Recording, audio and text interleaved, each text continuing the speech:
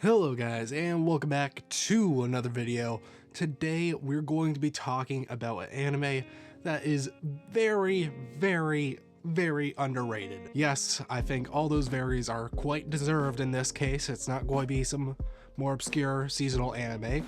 This is really something that is going to be very rare to find somebody within the anime space who has watched this show. That anime is Ringing Fate, and this anime absolutely blew me out of the water. This is one of the best shows I've seen from this year, and as well just thus far. You know, it is easily within like my top 20. So I'm going to do the stupid thing for YouTube.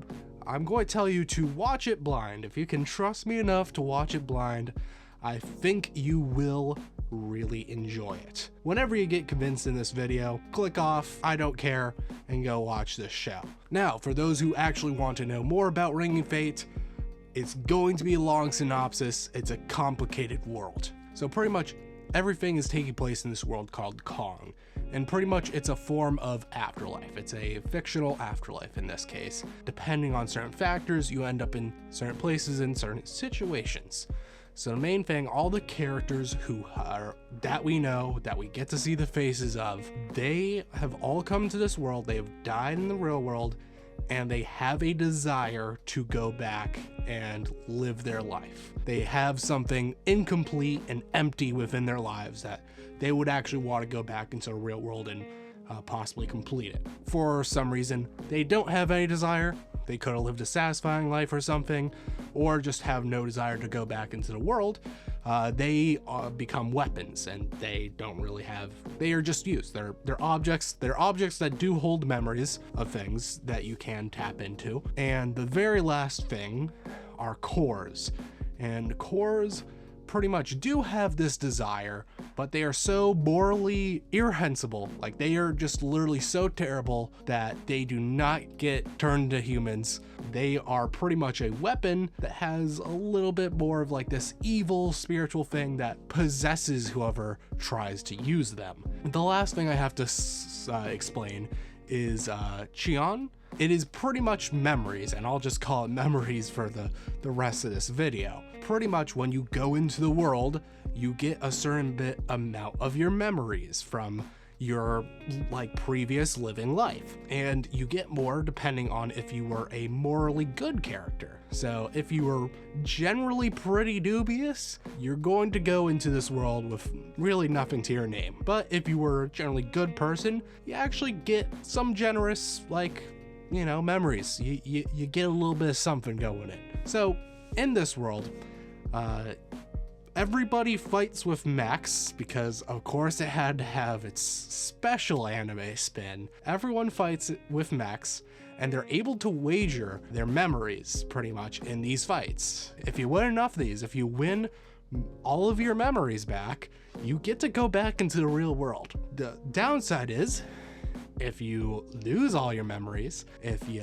hit the negative, if, you know, the card bounces, you pretty much are dead. You go to Sarin Sama, which I think is what is like an afterlife, and like a real, like, afterlife from a religion. And that is the general synopsis of how everything in the world works. It's quite complex. So the main character that we follow is Aegon, and she is a pretty morally good person. Spoilers for episode 1, but she was a bedridden person who was ill most of her life, so she hasn't experienced much of the world. Therefore, she comes here and can fight for her memories to try and get back. The show's very clever about getting to all these details, all these world mechanics that I just explained. It doesn't info dump like I've just done for the past 2 to 3 minutes. No, it just goes through, and it's quite smart about it. We have a character who pretty much plays friendly with her because she's oblivious to the world. She just came into it, you know, freshly dead, you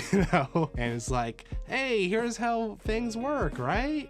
He's lying, and he pretty much sets up a fight between them, just all-out stakes, to try and rob her of all of her memories as she came into the world, so he can just easily get a leg up on an easy fight from a person who understands nothing about what's going on. It ends up backfiring on him, as you might assume you don't kill off the main character immediately, and she ends up pulling through with a victory because this scrappy weapon that she has is actually a core, one of those evil, dubious things that will generally corrupt a person.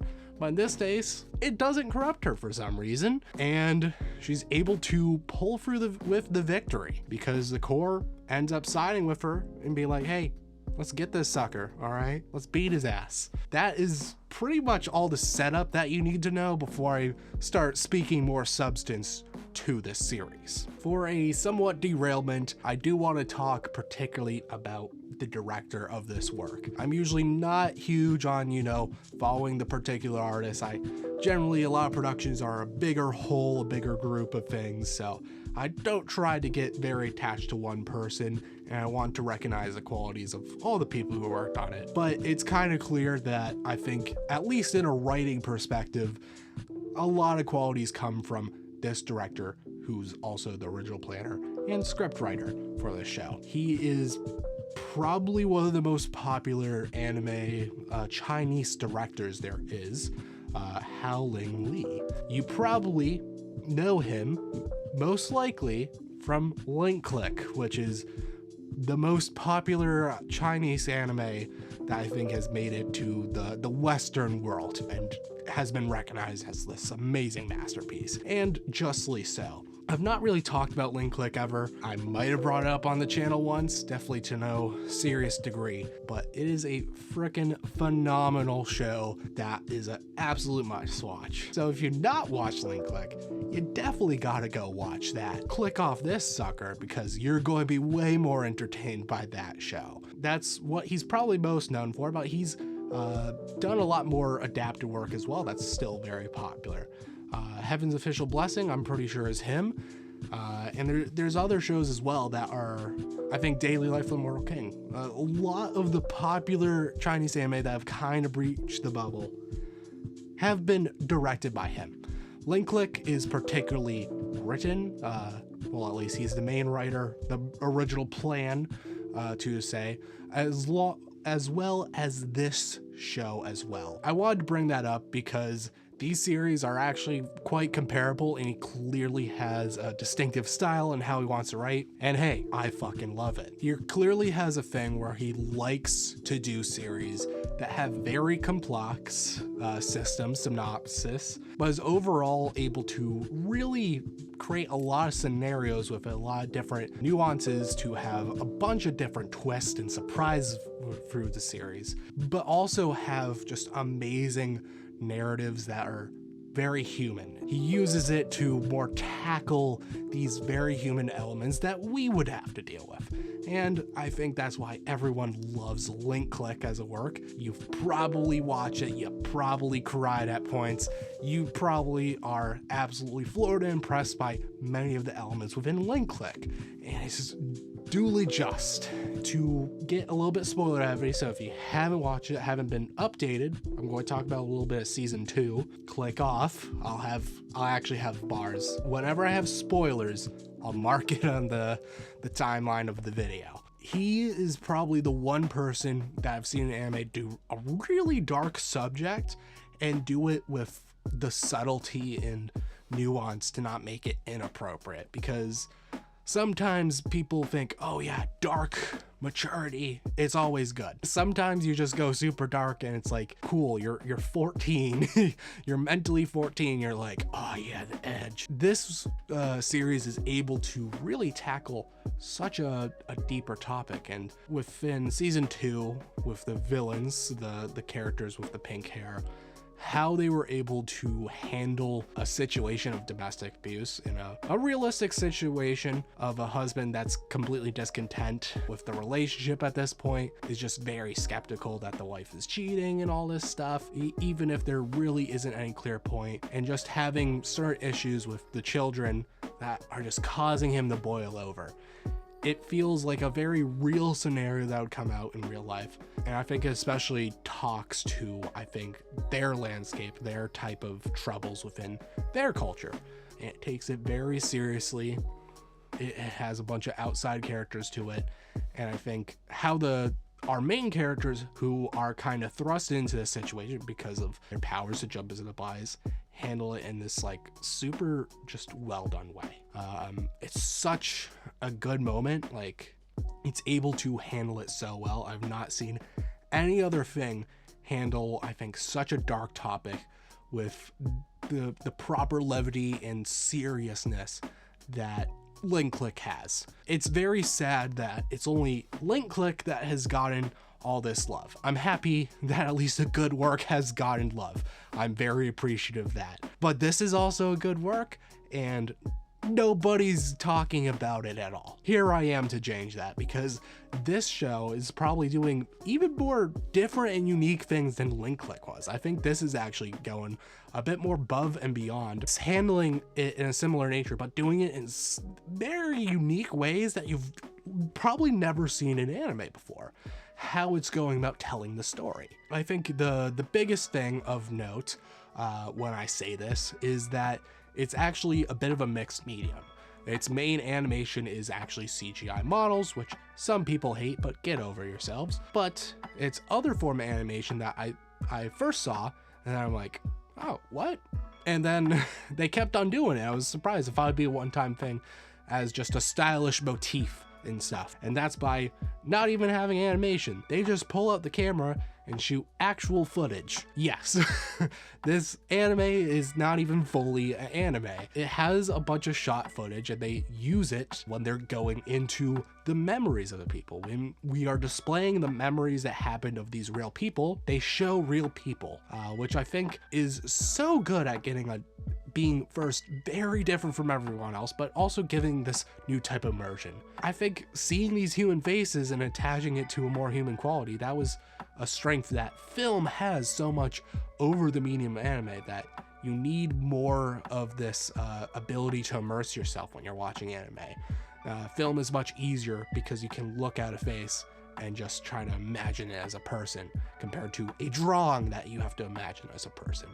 So them kind of breaking that barrier to go and do a lot of its human dramatic storytelling within this form actually makes it so much stronger and so much effective and different from everything else that's coming out. And to really speak on the qualities, I'm definitely going to get a little bit more spoilery for this other part. Again, I'll have it stamped so you can skip along if you want to keep the experience more pure, and I would suggest you do so anyways.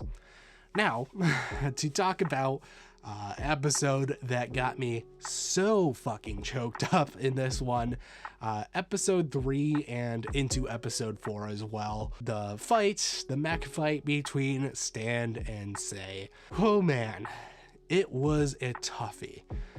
And it's able to really illustrate how they were able to use the mechanics of this world in such a clever way. So to explain it to you, Stan as a character we get to learn early on, we get introduced to. It's like, oh hey, they're pretty powerful. They don't wear a lot of mech gear. They're just quite skilled in their personal technique in fighting. The one quirk with him is he keeps on fighting this one person, Sei. He keeps on just challenging them to duels, and he keeps on losing, and it just seems like a stupid thing to everyone else. Like, why do you keep on challenging this person and keep getting your ass kicked? By the time we get to episode 3, we hit like the point critical within it. Stan has lost most of his memories. He's on his last bit, all right? He's penny pinching now with the amount of memories he has, and yet he still goes and challenges Sei. And through the fight, we get to learn the whole story, and through these, flashback elements, these memory elements,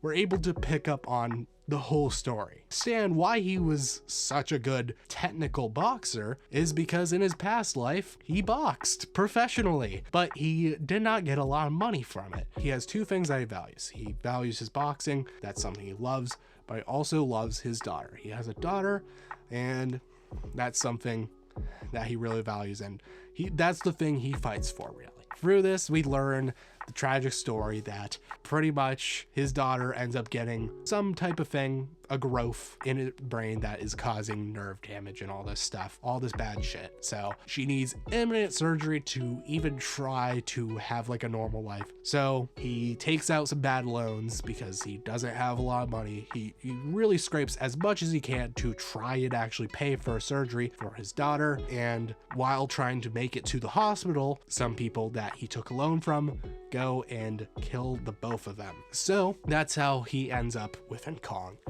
And if you didn't get from me probably explaining, yeah, Sei is actually Stan's daughter. He was fighting pretty successfully and was able to gain enough memories to kind of pick up the details that, oh, that's my daughter, especially because he has only taught his signature move just to her. So when he sees it in the ring, he's able to be like, oh, that's my daughter.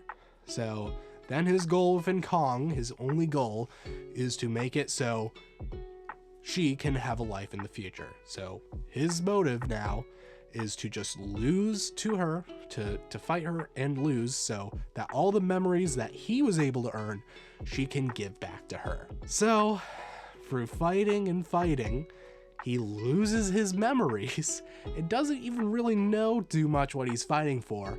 But just with this desire, he keeps on going and going until episode 3, episode 4, it's the final fight, and Stan loses for the final time, losing all of his memories. And at the end, Sei gains enough memory to then pick up the pieces, understand the details that, oh, that was my dad that I have just beaten up and pretty much ended. It is so sad. It's just done so well.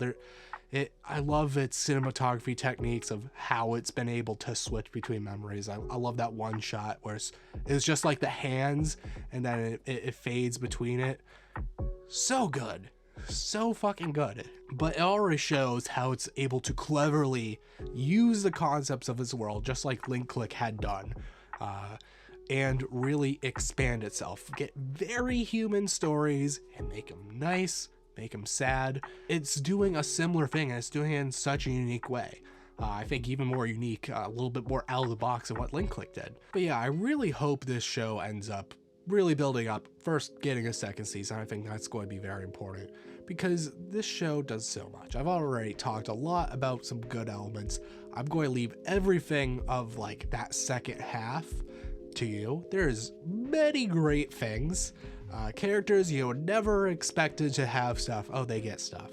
And with this having a bit of a wider cast than I would say Link Click. Link Click definitely has some more characters that rotate out a little bit more. It's able to actually have a little bit more twists and turns than we would have in Link Click, where it's more linear because we know the characters that we have. So it has to be so much event-based. There's so much that can happen with a character within this show where just they completely twist the narrative around on them and you're like, what? Oh, they're a whole different person than I really thought they were. I was definitely very surprised. Definitely some later moments, episode 11 stuff for the people who have watched it. I'm looking out for you. That stuff was crazy. And they're still holding plenty of cards.